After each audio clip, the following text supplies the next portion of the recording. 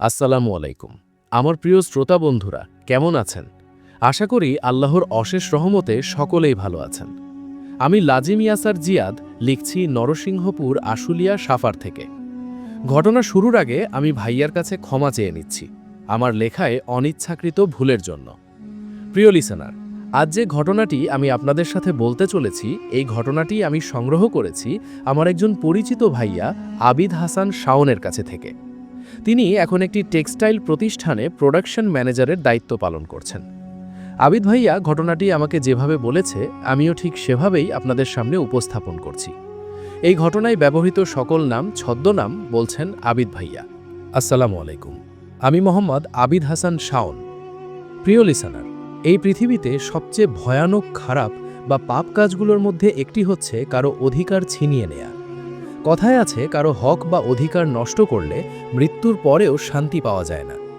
এই কথাগুলো কেন বললাম তা আপনারা এই ঘটনাটির মাধ্যমেই জানতে পারবেন। আমার বাবা এবং মহিউদ্দিন শেখ চাচা, তারা দুজনেই ছোটবেলার বন্ধু ছিলেন কেন বললাম, কারণ মহিউদ্দিন চাচারা আমাদের গ্রামের মধ্যে সবচেয়ে সম্পদশালী ছিলেন, যার ফলে মহিউদ্দিন চাচা অনেক বড় একটি পাপ কাজের সাথে লিপ্ত হয়েছিলেন। তিনি গ্রামের মানুষদের ধার দিতেন।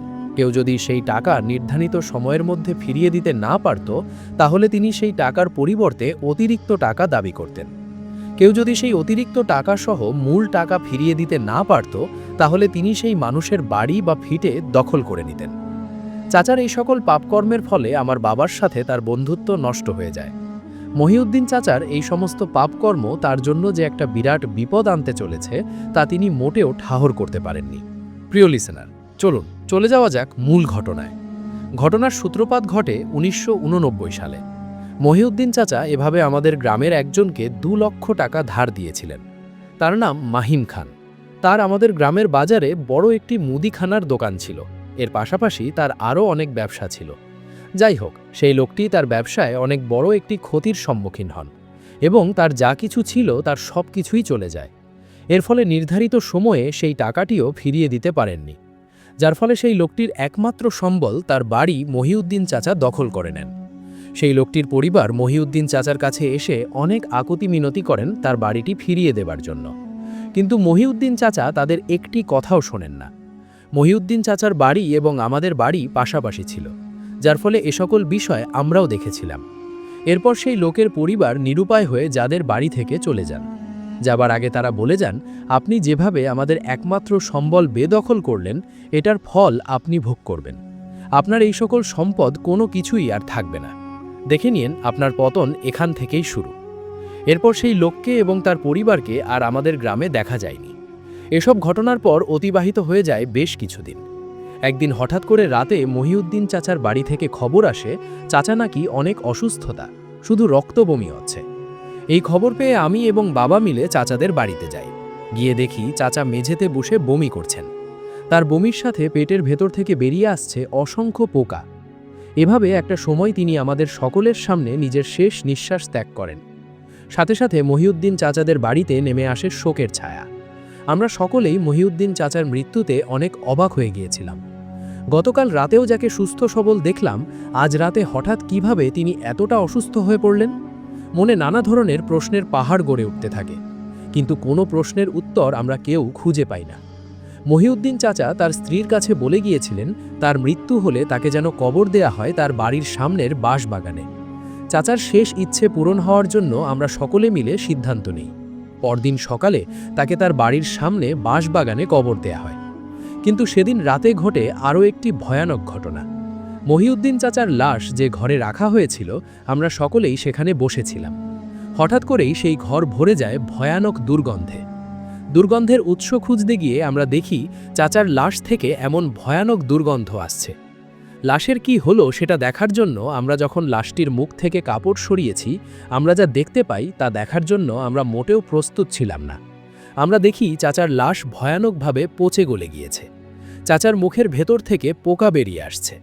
এসব দেখে আমরা খুব ভয় পেয়ে যাই। আমরা কেউ এই বিষয়টি মেনে নিতে পারছিলাম না। কিভাবে ২-৩ ঘন্টা আগে মৃত্যুবরণ করা একটি শরীর এভাবে পচে গলে যেতে পারে? আমরা নিরুপায় হয়ে শুধু সকাল হওয়ার অপেক্ষা করতে থাকি। এরপর আমরা ফজরের আজান হলে মসজিদে গিয়ে সালাত আদায় করে আমাদের মসজিদের ইমাম সাহেবকে চাচার গোসল এবং জানাজা দেওয়ার জন্য নিয়ে আসি। আমরা আগে কিছু লোকদের কবর খুলে রাখতে বলেছিলাম। তারা কাকার বাড়ির সামনের বাঁশবাগানে কবর খুলে রেখেছিলেন। হুজুর বাড়িতে এসে যখন চাচার লাশটি দেখেন তিনিও ভয় পেয়ে যান। তিনি লাশের গোসল দিতে পারবেন না বলে জানিয়ে দেন। এরপর তিনি আমাদের আকুতি মিনতিতে রাজি হন এবং তিনি চাচার লাশের গোসল দেন। এরপর আমরা সবাই চাচাকে কবরে সমাহিত করার জন্য সেই বাঁশবাগানে যাই। চাচার জানাজা সম্পূর্ণ করার পর যখন আমরা সকলে মিলে চাচাকে কবরে নামাতে যাব, এমন সময় ঘটে আরও একটি ভয়ানক ঘটনা। হঠাৎ করেই সকলের সামনেই সেই কবরের নিচ থেকে ভেদ করে বেরিয়ে আসতে থাকে অসংখ্য অদ্ভুত ধরনের পোকা। এমন পোকা আমি আগে কখনো দেখিনি। যাই হোক, এসব দৃশ্য দেখে আমরা সবাই সেই কবরটি মাটি দিয়ে ভরাট করে দিই এবং অন্য আরেক পাশে আবার কবর খুঁড়ি। এরপর চাচাকে সেই কবরটিতে কোনো বাধা বিপত্তি ছাড়াই সমাহিত করা হয়। এভাবে অল্প সময়ে লাশ পচে গলে যাওয়া এবং কবরের ভেতর থেকে অসংখ্য অদ্ভুত ধরনের পোকা বেরিয়ে আসা, এই সকল ঘটনা আমাদের মনকে নাড়া দিয়েছিল। কেন এমনটা হলো? এই সব ঘটনার পেছনে কারণ কি? আশেপাশের মানুষজন যারা চাচার জানাজায় এসেছিলেন তারা সকলেই বলাবলি করতে থাকলেন। এসব বিষয় নিয়ে এমন সময় হঠাৎ ঘটে এক ভয়ানক ঘটনা।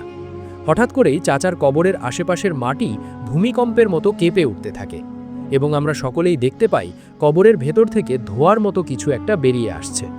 এই সকল দৃশ্য দেখে উপস্থিত আমরা সকলেই অনেকে ভয় পেয়ে যাই। এর মধ্যে হুজুর বলে ওঠেন, মহিউদ্দিন ভাইয়ের মৃত্যু মোটেও স্বাভাবিকভাবে হয়নি, অনেক খারাপ কিছু একটা হয়েছে, না হলে এতগুলো অস্বাভাবিক ঘটনা কেন ঘটবে? প্রায় মিনিট 5 মধ্যে কবরের ভূমিকম্পন থেমে গিয়েছিল। সেখান থেকে কালো ধোঁয়ার মতো কিছু একটা বেরিয়ে এসেছিল। হঠাৎ করেই আবার সব কিছু স্বাভাবিক হয়ে গিয়েছিল। এরপর আমরা সকলেই আল্লাহর কাছে দোয়া করে সেখান থেকে চলে আসি। এসব ঘটনার পর অতিবাহিত হয়ে যায় প্রায় 1 মাস। এই 1 মাসের মধ্যে আর কোনো অস্বাভাবিক ঘটনা ঘটেনি। প্রিয় লিসেনার্স, কি ভাবছেন ঘটনা এখানেই শেষ? না, একদমই না। কেবল তো ঘটনার ভয়াবহতা শুরু। শুনতে থাকুন ধৈর্য ধরে। চাচা মারা যাবার 1 মাসের মধ্যে অন্য কোনো অস্বাভাবিক ঘটনা ঘটেনি। এই বিষয়টি আমরা একান্ত ধরে নিয়েছিলাম, কারণ চাচা মারা যাবার পর চাচার 15 বছর বয়সী ছেলে, 4 বছর বয়সী মেয়ে এবং তাদের স্ত্রী, তারা 3 জন হয়ে যান তাদের পুরো বাড়িতে একা। এর জন্য মহিউদ্দিন চাচার স্ত্রী তার ছেলে মেয়েকে নিয়ে চলে যান তার বাবার বাড়িতে, যার ফলে আমরা তাদের সাথে আর যোগাযোগ করতে পারছিলাম না। যাই হোক, একদিন হঠাৎ করে প্রায় বিকেল 4টা নাগাদ মহিউদ্দিন চাচার স্ত্রী তার ছেলে মেয়েদের নিয়ে তাদের বাড়িতে চলে আসেন। ওই দিন বিকেলেই আমার মা তাদের বাড়িতে যান তাদের খোঁজ খবর নিতে। মা ফিরে এসে আমাদের জানান মহিউদ্দিন চাচার ছেলে রিজভি এবং তার মেয়ে রুমি, তারা দুজনেই অনেক অসুস্থ।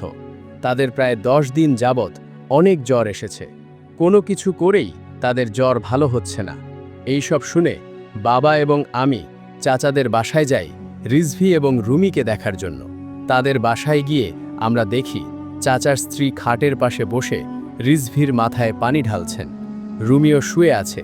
চাচার স্ত্রী আমাদের দেখে আমার বাবাকে উদ্দেশ্য করে বলতে শুরু করেন, ভাইজান, রিজভি ওর বাবা মারা যাবার 20 দিন পর থেকে প্রায় প্রতিদিন রাতে একটা স্বপ্ন দেখে। ওর প্রায় 10 দিন যাবৎ তেমন জ্বর। রিজভির পাশাপাশি রুমিরও অনেক জ্বর। আমি অনেক ডাক্তার দেখিয়েছি, অনেক কবিরাজ দেখিয়েছি, কিন্তু তারা কোনো কিছুই করতে পারছে না। এই বলে চাচি কান্নায় ভেঙে পড়েন। এরপর বাবা রিজভিকে জিজ্ঞেস করেন সে স্বপ্নে কি দেখেছে। রিজভি কাঁপা কাঁপা গলায় বলতে শুরু করে, আমি স্বপ্নে দেখি দিনটি কালো অবয়ব, তাদের সারা শরীর কুকুরের মতো লোম দিয়ে ঢাকা। তারা দেখতেও কুকুরের মতোই, কিন্তু তারা মানুষের মতো দাঁড়িয়ে থাকে। তারা প্রতি রাতে আমার স্বপ্নে আসে, আমার রুমে আসে এবং আমাকে আমার বাবার কবরের ওইখানে টেনে নিয়ে যেতে চায় এবং বলে, এই দেখ, তোর বাবাকে আমরা মেরেছি, এরপর তোর পালা। অনেক দিন হয়েছে আমরা কিছু খাই না, তোদের ছিঁড়ে খাবো। এই বলে সেই অবয়বগুলো বাবার কবরের উপরে ঝাঁপিয়ে পড়ে বাবার কবর থেকে মাটি সরিয়ে লাশগুলো খোপলে খেতে থাকে। এই সব কথা বলতে বলতে রিজভির খিঁচুনি উঠে যায়। এরপর তাকে কোনোভাবে শান্ত করে আমি এবং বাবা আমাদের মসজিদের ইমাম সাহেবকে এ সকল ঘটনা বলে চাচাদের বাসায় নিয়ে আসি। ইমাম সাহেব চাচাদের বাসার উঠোনে প্রবেশ করেই থমকে দাঁড়িয়ে যান এবং ইমাম সাহেব আমার বাবাকে উদ্দেশ্য করে বলতে শুরু করেন, ভাইজান, এই বাসায় প্রবেশ করার মতো কোনো অবস্থা নেই। এই জায়গাটি একটি অপবিত্র জায়গা। এখানে খুব অপবিত্র এবং শক্তিশালী 3টি জিনের বসবাস। তারা মাংসাশী। আর এই সমস্যার সমাধান আমি করতে পারবো না। আমি মহিউদ্দিন ভাইয়ের লাশ যখনই দেখেছিলাম তখনই আমি ধারণা করতে পেরেছিলাম অনেক খারাপ কিছু হয়েছে ওনার সাথে। ওনার স্বাভাবিক মৃত্যু হয়নি। এই সমস্যাগুলো কেন হয়েছে মহিউদ্দিন ভাইদের পরিবারের সাথে আমি জানি না ভাইজান। আপনি চিন্তা করবেন না, আমি আমার ওস্তাদের কাছে যাচ্ছি। এই সমস্যার সমাধান তিনি দিতে পারবেন। আমি আমার ওস্তাদকে নিয়ে আসছি সন্ধ্যায়। এরপর হুজুরদো তার কথা মতো ওস্তাদকে নিয়ে মহিউদ্দিন চাচার বাসায় আসেন। এরপর বড় হুজুর, যিনি আমাদের মসজিদের ইমাম সাহেবের ওস্তাদজি, উনি চাচাদের পুরো বাড়িটি প্রথমে ঘুরে দেখেন। এরপর তিনি রিজভি এবং রুমিকে দেখেন। দেখা শেষ হলে বড় হুজুর সেদিন কোনো কথা না বলেই চলে যান। যাওয়ার আগে শুধু এই কথা বলে যান যে তিনি কাল আবার আসবেন। এরপর আমরা সবাই নিরুপায় হয়ে কালকের দিনের অপেক্ষা করতে থাকি। কিন্তু এই এক রাতের অপেক্ষা যে আমাদের অনেক বড় একটি বিপদ ডেকে আনতে চলেছে তা আমাদের কারও জানা ছিল না। হুজুর চলে যাবার পর আমি এবং বাবা আমাদের বাড়িতে চলে আসি। বাবা বাড়িতে এসে আমার মাকে রাতের খাবার নিয়ে এবং এই রাতটা মহিউদ্দিন চাচাদের বাড়িতে থাকতে বলে চাচাদের বাড়িতে পাঠিয়ে দেন। বাবার কথা মতো মা খাবার নিয়ে চাচাদের বাড়িতে চলে যান। কিন্তু বিপত্তিটা বাধে রাতেই হঠাৎ আনুমানিক 2টো নাগাদ মা হন্তদন্ত হয়ে বাড়িতে ফিরে আসেন। মার এই অবস্থা দেখে বাবা কি হয়েছে জিজ্ঞেস করলে মা বলতে শুরু করেন, রিজভির হঠাৎ করে রক্তবমি শুরু হয়েছে। ওর বমির সাথে কালো জমাট বাঁধানো রক্ত বেরিয়ে আসছে। তোমরা তাড়াতাড়ি ওদের বাড়িতে যাও। এই সব শুনে আমরা 3 জন দৌড়ে তাদের বাড়িতে যাই। ওদের বাড়িতে গিয়ে আমরা যা দেখতে পাই, আমি জানি না এই বিষয়টি কোনো মানুষের পক্ষে সহ্য করা সম্ভব কিনা। আমরা সেখানে গিয়ে দেখি মহিউদ্দিন তার স্ত্রী অজ্ঞান হয়ে পড়ে আছেন। রিজভির সারা শরীর ফুলে গিয়েছে। এই অবস্থায় রিজভি বিছানায় পড়ে আছে। পুরো বিছানা রক্তবমিতে ভরে গিয়েছে এবং রুমি ঘরের এক কোণায় মরে পড়ে আছে। ওর পুরো শরীর থেকে কেউ যেন মাংস খোপলে নিয়েছে। এই দৃশ্য দেখে আমার মা এক চিৎকার দিয়ে মাটিতে লুটিয়ে পড়েন।